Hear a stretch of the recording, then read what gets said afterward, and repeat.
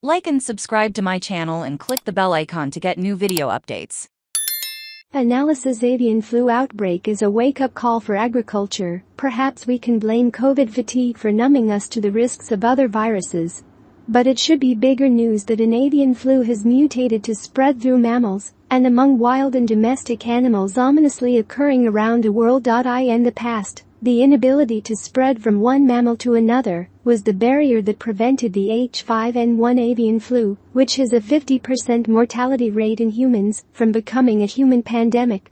It is not clear that this version, which spreads through mink, is easily transmitted to humans, but it has taken a step in a dangerous direction. Part of the reason there are so many dangerous animal viruses now is that the constricted ones, conditions of factory farming, tend to spread viruses, and global demand for meat, dairy and eggs has never been so big. As one research found, egg-laying chickens on large farms are genetically identical, have no immunity to influenza, and are easy kindling for viral campfires.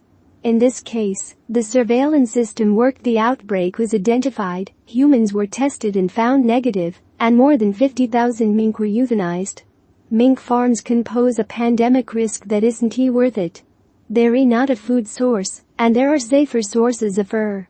They are typically raised in confined spaces and, unlike most farm animals, are carnivores and can pick up viruses from the animals they are fed. Farmed mink are sometimes fed discarded chicken carcasses, Bender said, which can harbor H5N1. And there are many ways for people who work on mink farms to become infected. In the worst case, a worker would ingest a variant of this virus that can be transmitted from person to person. This is exactly the pandemic scenario that worries us, said Bender.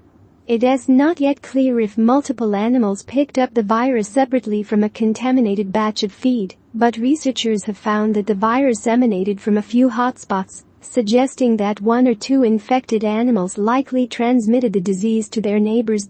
This suggests that seagulls still carry this worrying variant. H5N1 has a natural host in wild waterfowl, and some of them carry the virus as they migrate around the world.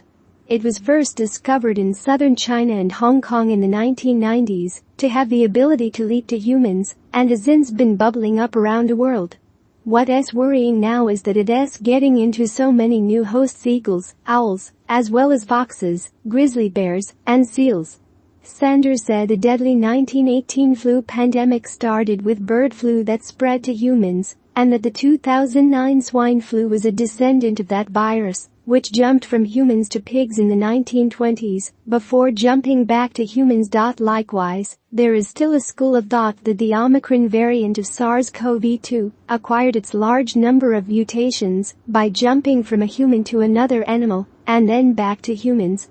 As a point of counterintuitive reassurance, Sanders said that if H5N1 starts to spread in humans and it remains 50% deadly, it might be more easily contained, as SARS-1 was in 2005.